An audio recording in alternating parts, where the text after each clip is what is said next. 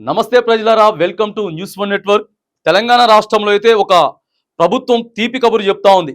ఎందరో రేషన్ కార్డుల కోసం ఎప్పటి నుంచో వెయిట్ చేస్తా ఉన్నటువంటి సందర్భంలో మరి సాక్షాత్తు మంత్రి పొన్నం ప్రభాకర్ అయితే కొత్త రేషన్ కార్డులు జారీ చేస్తామని చెప్పి చెప్తా ఉన్నారు. మరి ఇది కేవలం ఇప్పుడు రాబోయేటటువంటి మే 13 ఓట్ల కోసం చెప్తా ఉన్నారా, లేకపోతే నిజంగానే మరి ప్రజలకి కొత్త రేషన్ కార్డులు ఇచ్చేటటువంటి ప్రయత్నం చేస్తా ఉన్నటువంటి అంశాన్ని కూడా మరి పొన్నం ప్రభాకర్ ఏం మాట్లాడిండో మంత్రి గారు ఒకసారి చూద్దాం.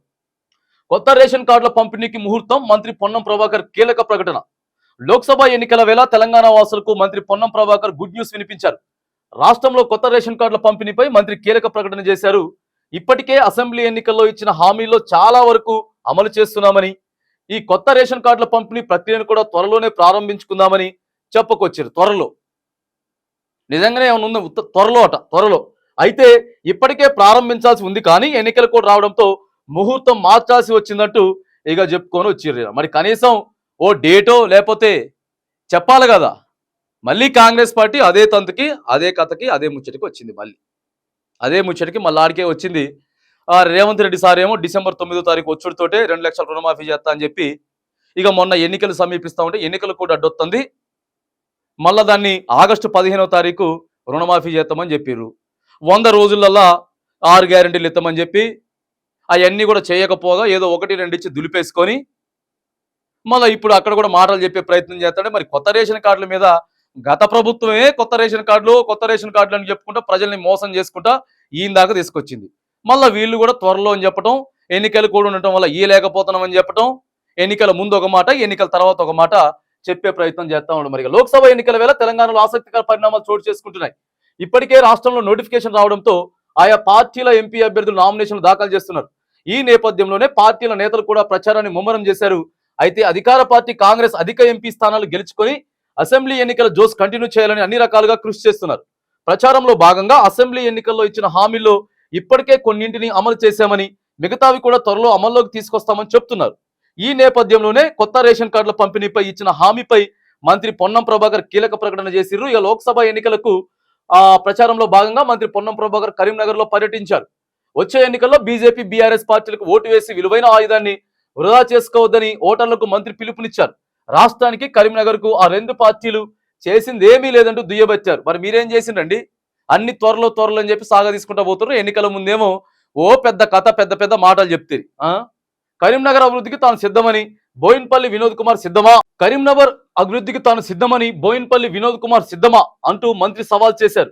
అతి త్వరలో కొత్త రేషన్ కార్డులు రాబోతున్నాయంటూ మంత్రి పొన్నం గుడ్ న్యూస్ వినిపించారు. ఎన్నికలు ముగిసిన వెంటనే కొత్త రేషన్ కార్డుల పంపిణీ ప్రక్రియ ప్రారంభిస్తామని తెలిపారు.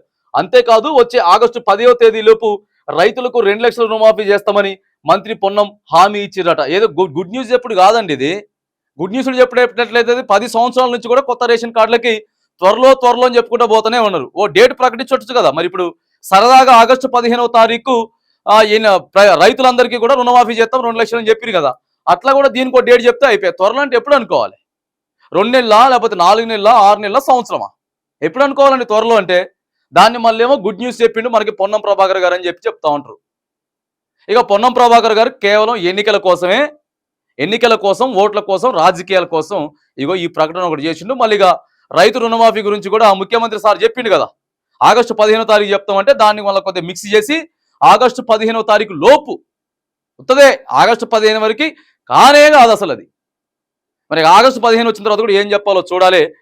మరిగా ఆగస్టు 15వ తేదీ లోపు 2 లక్షల రుణమాఫీ కూడా చేస్తామని చెప్పి పొన్నం ప్రభాకర్ గారు ఇలా మాట్లాడుతూ ఉన్నారు. మరి ఇక రైతులని, రాష్ట్ర ప్రజల్ని, ఇక వీళ్ళందరినీ కూడా మరి ఆశ పెట్టి, మభ్యపెట్టి అదిస్తామని చెప్పి, ఇదిస్తామని చెప్పి, 6 గ్యారెంటీలు అని చెప్పి, మహిళలకు ఎక్కలేని వాళ్ళని గాలిలో మేడలు కట్టి ఇక అందరికీ కూడా ఇష్టం వచ్చినట్టు ముచ్చట్లు చెప్తిరి.